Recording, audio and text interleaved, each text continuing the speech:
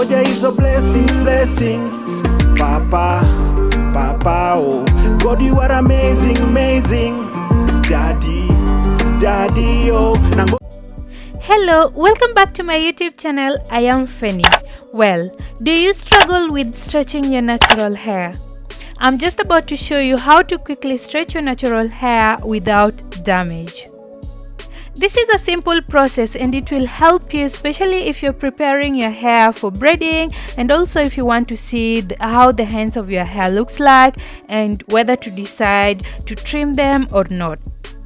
You want to start on a clean hair and you want to make sure your hair, you apply a leave-in conditioner, and also you want to make sure your hair is detangled to make this process even quicker. Then you want to go ahead and put your hair in sections. I find working in section quite easy for me. Then you want to make sure you have a heat protector with you and you apply the heat protector in your hair. Heat protector actually acts as a barrier between the heat tool and also with your hair, so it will make your hair not to have a lot of heat damage, because we are going to do a very simple process which is called tension method, which is stretching your hair with a very low heat. So you want to make sure you have a heat protector and your hair is detangled. You want to make sure you pass your hair with a wide tooth comb or with a detangler brush before you start this process, just to make it or to stretch it a little bit. So I'm just going to take my blow dryer and make sure it is on a low heat. I tend to put it on the palm of my hands or at the back of my hands, just to make sure the heat is not that much. So if it is not burning my hands, I'm quite sure it's not going to make, or it's not going to damage my hair in any way, because I have a heat protector. And if it happens that the blow dryer becomes hotter, I will actually know it, because I'm using it direct on my hands and also on my hair. High heat will cause damage to your natural hair, and it will also alter the curls patterns in your hair. So you want to make sure you expose your hair to less heat as possible. If your hair tends to take longer to dry, especially if you have 4C hair like mine, my hair do take like 2 or 3 days to dry properly after wash day. So this method will actually help you to speed up the drying process, as it will make your hair to dry faster, and also it is very quick and easy way to dry your hair. Don't forget to subscribe to my channel and also give me a like, and you can also leave me a comment on the comment section below and let me know how you do stretch your hair. How long does it take to stretch your hair, and how long does it take for your hair to dry? Let me know in the comment section below. I really love to hear from you. If you feel like this process is not for you, or this process is not easy enough for you, I've done a very good video on how to stretch your natural hair without actually using any heat. So I've talked more about threading, I've talked about twisting your hair, I've talked about braiding, and I've talked about the use of hair bands to stretch your hair. So I'll leave the video on the description box below, so you can go ahead and check it out.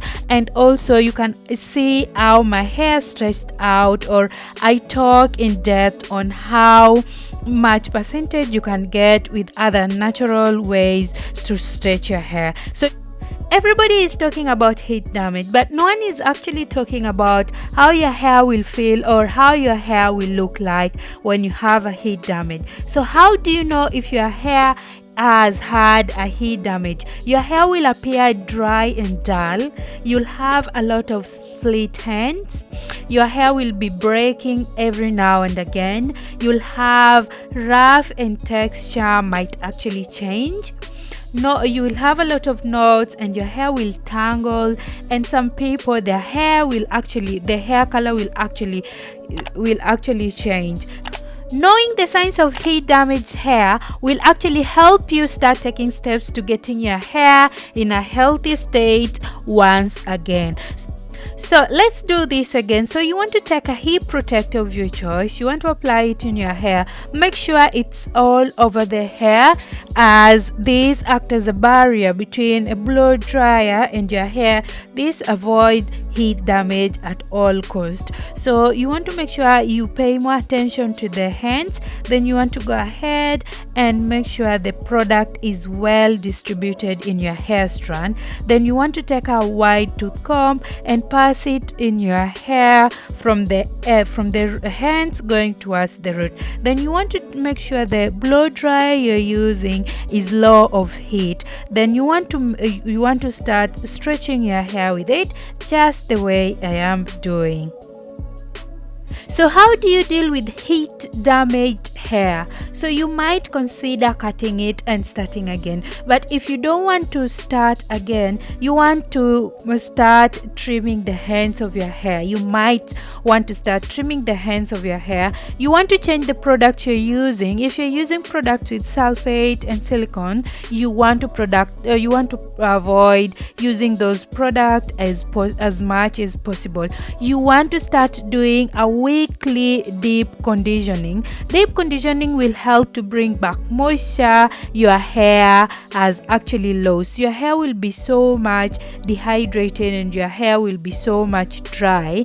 If you use a deep conditioner, it will bring back the moisture your hair has lost. And also you want to consider hair drying your hair. This will help you to avoid putting more heat on your hair, which will lead to more damage. So this is my hair on one side. I've just finished doing one side, and you can see how much stretch I have from this heat retention method. So before I started doing this stretching, I had actually shampooed my hair and also deep conditioned my hair. So if you don't know how to shampoo your hair, or if you don't know how to wash your hair, I'll leave a link on the description below so that you can go and check on my video on how to properly wash your 4C hair, or how to properly wash natural hair. This actually will help you to jumpstart the process, which is so easy and quickly. If you are actually doing it on a hair that is clean and deep conditioned, it will be even more easier for you to do this method with a clean hair. You also want to make sure you're gentle to your hair. As much as you're stretching your hair, you want to make sure you are very, very gentle on your hair and also on your scalp. If you pull your scalp a lot, it will actually damage your scalp, and a healthy hair will start from the scalp. If your scalp is not well taken care of, your hair will not grow or your hair will not thrive. So you want to make sure whatever way you're stretching your hair with, even if you're doing twists or if you're doing braids, you want to make sure you don't put a lot of tension on your scalp. If you damage your scalp, if your hair is damaged, or if your scalp is damaged, your hair will not actually have a very good place to grow. So this is my hair after stretching it out.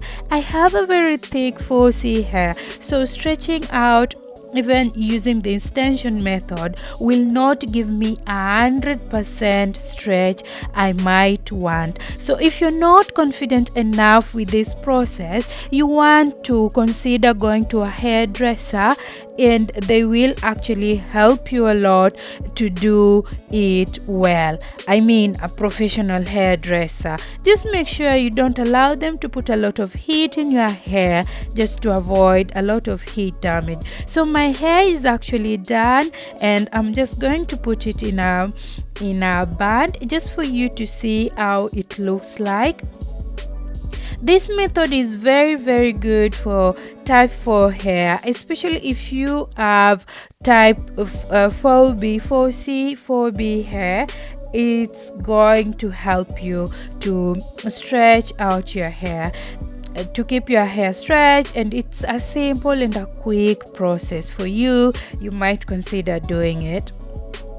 Well, thank you so much for watching, lovelies. If you haven't subscribed yet, please consider doing it. And I hope you enjoyed this video. Let me know what you think on this stretching method on the comment section below. Then I will actually love to hear from you also, and we can have a chat on the comment section. Thank you so much for watching. Till next time, bye bye.